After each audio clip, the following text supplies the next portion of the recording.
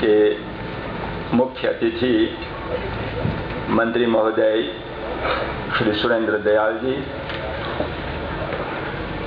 विशेष अतिथि महान्यायवादी माननीय यतीन्द्र वर्मा जी, इस चुनाव क्षेत्र के दो प्रतिनिधि माननीय प्रवीण कुमार जगन्नाथ जी, माननीय श्रीमती इला देवी दुखन लक्ष्मण जी, आर्य सभा के समस्त पंडित पंडितागण, आर्य सभा के 3 उप प्रधान हमारे बीच हैं, डॉक्टर न्यूर, हमारे भाई हरिदेव रामधनी, श्रीमती धनवंती रामचंद, महामंत्री सत्यदेव प्रीतम, सभी सदस्यगण, प्रोफेसर सुदर्शन जगेसर और हमारे डीएवी कॉलेज के प्रधान और मैनेजर श्री मुनिंद्रनाथ वर्मा जी और श्री कमल नयन दोमा जी, बंधुओं, बहुत से गणमान्य जन हमारे बीच हैं। आपने अभी जो भाषण सुना मुझसे पहले, इससे आपको पता हो गया कि हम 2 उत्सव मना रहे हैं। एक उत्सव है नव संवत्सर उत्सव। हमारी संस्कृति में बहुत से शब्द संस्कृत के हैं। हमारे नाम भी ध्यान में आप रखेंगे तो 50% नाम संस्कृत भाषा के हैं। तो नव संवत, नव नया, संवत साल, नया साल, और उत्सव आप सब जानते हैं। हम उत्सव मना रहे हैं नए साल का। भारतीय तिथि पत्र के अनुसार, इंडियन कैलेंडर के अनुसार आज का महीना है चैत्र, पहला महीना। यह महीना कैसे बना? तो आकाश में नक्षत्र बहुत हैं। एक नक्षत्र का नाम है चित्रा नक्षत्र। तो चित्रा नक्षत्र से चैत्र महीना बनता है। ये किसने बताया? हमारे ज्योतिषियों ने, एस्ट्रोनॉमर जो इंडिया के हुए प्राचीन, उन लोगों ने कहा कि विशाखा नक्षत्र आएगा तो वैशाख महीना बनेगा, ज्येष्ठा नक्षत्र में जेठ महीना बनेगा। इस तरह 12 महीने, तो यह पहला महीना है जो चांद से संबंधित है। और तारीख कौन सी है? तो इसको संस्कृत में कहा गया प्रतिपदा। पहली तारीख को संस्कृत में प्रतिपदा कहते हैं। और फिर कहा गया कि पक्ष कौन सा है, कैसन? तो ये चांदनी रात का पक्ष है, इसको होते हैं शुक्ला। और फिर कहा गया कि चैत्र महीना, पक्ष शुक्ला और तिथि प्रतिपदा, नए साल का आरंभ, नए वर्ष को हम शुरू कर रहे हैं। यह वर्ष कब से शुरू हुआ? तो हम प्रतिदिन संध्या करते हैं। सूर्या चंद्रमसौ धाता यथा पूर्वम कल्पयत।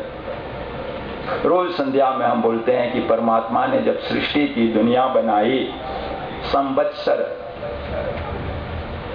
साल बनाया। कैसे? सूरज के बनने के बाद पहला जो दिन हुआ सूरज का, तो वहीं से पहला साल शुरू होता है। सूरज को संस्कृत में आदित्य भी बोलते हैं। आदित्य से जो पहला दिन होता है उसको बोलते हैं आदित्यवार, रविवार। तो रविवार से दिन शुरू होता है। ये हमारे ज्योतिष के अनुसार है, ज्योतिष विद्या के अनुसार, इंडियन एस्ट्रोनॉमी के अनुसार। तो प्रथम किरण जो पड़ी, फर्स्ट रे ऑफ द सन, उस दिन नया साल मनाया गया।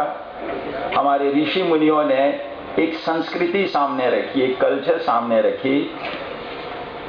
जिंदा दिली किसे कहते हैं? जिनमें खुशियां होती हैं। मुर्दा दिल क्या खाक जिया करते हैं? ये उर्दू का कहना है कि जो मुर्दा दिल होते हैं वो जीते ही नहीं है, जिंदा दिल लोग जीते हैं। तो जिंदा दिल बनने के लिए खुश रहना चाहिए और उत्सवों के अवसर पर खुशी मनाते हैं। तो आज प्रथम खुशी मना रहे हैं नए साल का। देव दयानंद महान ऋषि थे। 1974 में बंबई आए। जब बंबई आए तो वहां पर एक केस 12 साल से लड़ा जा रहा था पादरियों के खिलाफ। पादरियों ने हिंदू धर्म को बहुत कलंकित कर दिया था और केस चल रहा था कोर्ट पर 12 साल से। हमारे पंडित लोग उत्तर नहीं दे सकते थे कि आपके ग्रंथ में जो कुछ लिखा गया है ठीक है या नहीं। पादरियों ने एकदम पोल खोल दी थी हिंदू धर्म की। महर्षि दयानंद अभी भाई प्रीतम ने कहा था कि शास्त्रार्थ करके काशी से लौटे थे और वहां बंबई में जब उनका प्रवेश हुआ, पादरी लोग घबराए क्योंकि उनको सुन चुके थे कि किस प्रकार के धुरंधर विद्वान है संस्कृत के और अपने ग्रंथों के जानकार। लोगों ने प्रार्थना की, महर्षि आप आर्य समाज की स्थापना इस मुंबई नगरी में कीजिए। और समय कौन सा था? यही नया साल, पहला दिन, नव संवत के अवसर पर उन्होंने आर्य समाज की स्थापना की। उस प्रथम आर्य समाज में लगभग 100 लोग थे और साधारण नहीं, बड़े व्यापारी, इंडस्ट्री के मालिक, उद्योगपति, जज, बैरिस्टर, डॉक्टर, बड़े बड़े सन्यासी, वो सब के सब सदस्य बने थे 100 की संख्या में। प्रथम प्रधान जो बना था उसका नाम था दयालाल कोठारी, बैरिस्टर थे। प्रथम मंत्री जो बने थे डॉक्टर थे पानालाल, उनको ब्रिटिश गवर्नमेंट ने उपाधि दी थी राजा पानालाल। उस समय मुसलमानों को जो उपाधि देते थे, टाइटल देते थे, उसको कहते थे बहादुर, और हिंदुओं को जो देते थे तो राजा, राजा राम मोहन रॉय, ये सब उपाधि है, तो राजा पानालाल। तो इस तरह आर्य समाज ने क्या किया? कहा आप जानते हैं आप कौन हैं? आप श्रेष्ठ जन हैं, ऋषियों के बच्चे हैं, आर्य हैं। आपके देश में विदेशी क्या कर रहे हैं? स्वाधीनता अपने देश के लोगों का संचालन होना चाहिए, विदेशी क्या कर रहे हैं? आर्यों के राज्य में अनार्य क्या कर रहे हैं? ये पहला संदेश। नामकरण किया कि आप कौन हैं। फिर कहा आपका उपास्य क्या है, किसकी पूजा आप करते हैं? तो कहा एक परमात्मा की पूजा जिसका नाम ओम है। फिर कहा आपके धर्म ग्रंथ क्या है, स्क्रिप्चर क्या है? तो कहा स्क्रिप्चर है वेद। तो ऋषि दयानंद ने कहा वेदों की तरफ लौटो, एक परमात्मा की उपासना करो और एक जाति को मानो, आर्य जाति। यदि वो खराब काम करता है तो अनार्य बन जाता है, नहीं तो एक जाति बन जाती है। ये उनका संदेश था। वेदों का संदेश बड़े बड़ों ने पहुंचा लिया।